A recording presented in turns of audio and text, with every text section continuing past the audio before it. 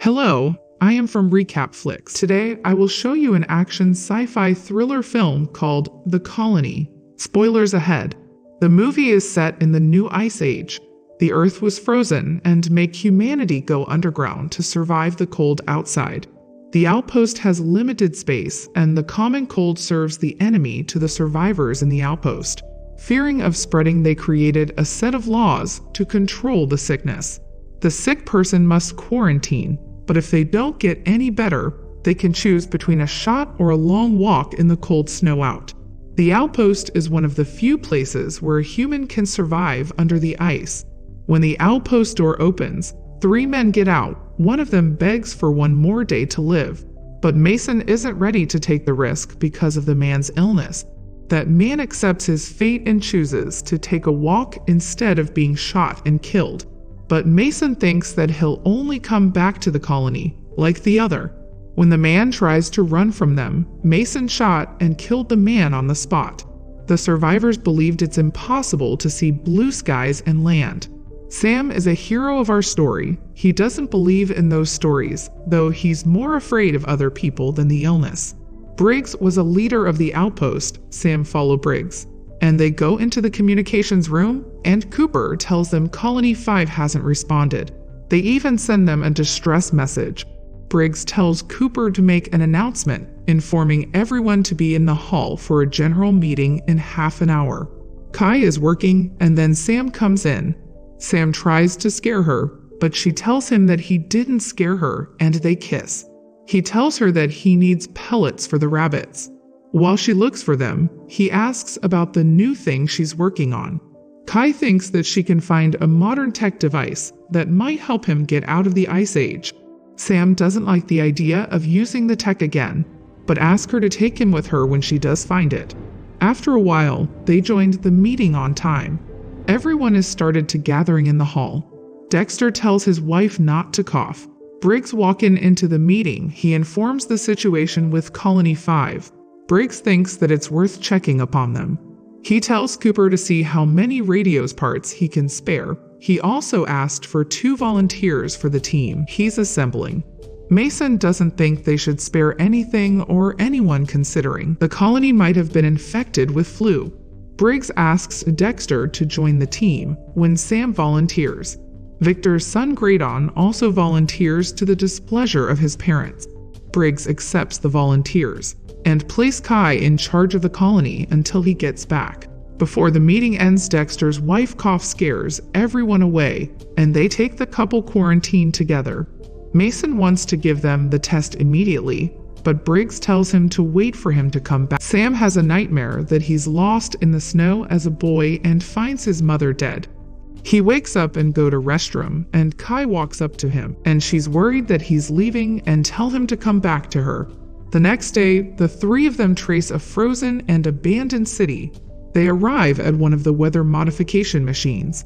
Braden wonders if it still works, but Briggs tells him that it was damaged a long time ago. They continue their journey through the icy landscape and arrive at a bridge, suspicious if it's safe to cross, slowly navigating between the gaps. They reach a bigger one, which they would have to cross by a dangerous path. Briggs has a close call, but they still manage to cross. Once on the other side, Graydon spots a vehicle on the bridge. There seems to be a man sitting. That man shot himself as well as his wife. Briggs keeps them moving forward with no clue why the man was out there, and they reach a crashed helicopter commonly used as a shelter. Briggs calls the colony to inform them of their progress. Cooper informs him that Dexter and his wife are getting worse. After the call, Briggs tells Sam that the helicopter is close to the place where he found him. Sam tells the story of how he got there. When as a group of survivors ran out of supplies, the men went out to get help in the city and never came back. People started dying, so he wanted to get his mother and sister out of there.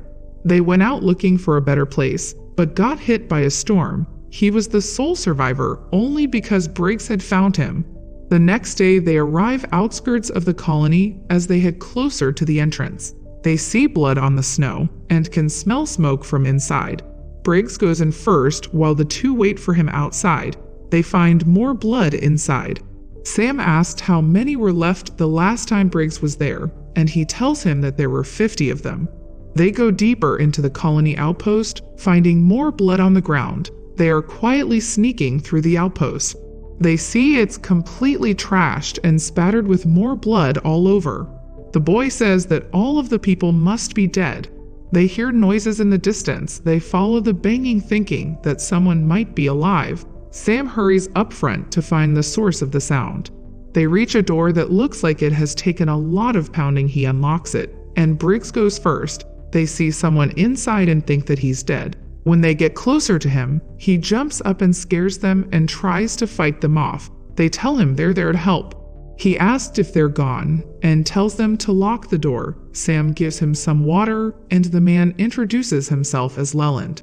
He also asked for some food. As they keep questioning, Leland is unsure how long he was in the room or if anyone else is alive. Briggs says that they got their distress signal and came there to help. The man tells them that they repair the antenna and got a broadcast from it.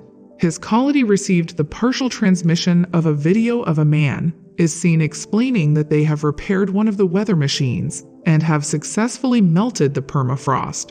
Reaching the fertile ground, they only need to bring the seeds to grow. Their location is only partially transmitted in the message. Lynn tells them that they sent a team to find the message source but never found the people. Someone found the colony's trail and followed them back. He shows them the location where they triangulated the message.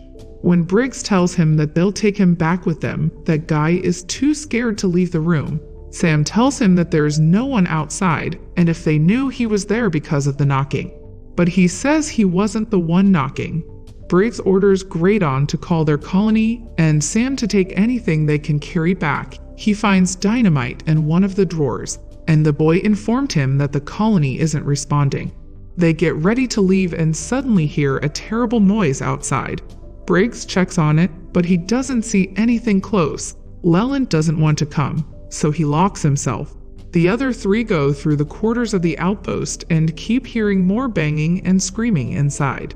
In the outpost, they hear someone moving behind the curtain. They enter a bloodbath.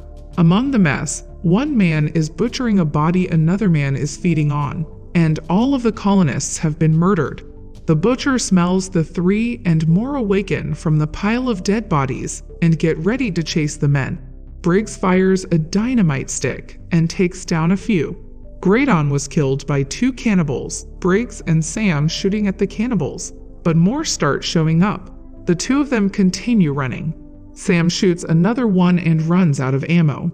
Briggs breaks the stairs off before the cannibals can reach them. Then they went to the entrance and threw down a stick of dynamite and closed the entrance of the outpost. Then they got to the chopper. Briggs tells Sam to stay the night inside the chopper. Sam asks Briggs about the cannabis. He tells him that people would do terrible things to survive. Briggs tells him that they'll try to find the transmission place when they get back, since they have seeds ready to be planted. The next day, Sam sees that the cannibals have followed their footprints to the helicopter. When seeing the bridge, they continue running and jump the giant gap. Then Briggs takes out the dynamite, ready to blow it out. He leaves the dynamite next to the gap, and they hide, but the igniter goes out. So Briggs knocks Sam out. The cannibals are getting near, and the wind doesn't allow him to light the dynamite again. Briggs finally lights the dynamite and tosses them to come closer to him. He fights, and the dynamite explodes in his hand, splitting a massive hole in the bridge. The cannabis leader is still alive, and they see Sam on the other side. Sam runs toward the outpost by himself. Meanwhile, Mason and Reynolds have taken Dexter and his wife outside and shoots Dexter's wife. When they hear Sam calling for help, Kai goes after Sam, and Dexter runs away. Sam wakes up to a woman standing over him, telling him that he says he was out for a few hours. Victor asks about their son, and Sam tells them that they lost both of them. Mason cuffs him to the bed, telling him that there has been a change in command. He says that rations will be cut in half, and anyone showing sickness will be tested immediately.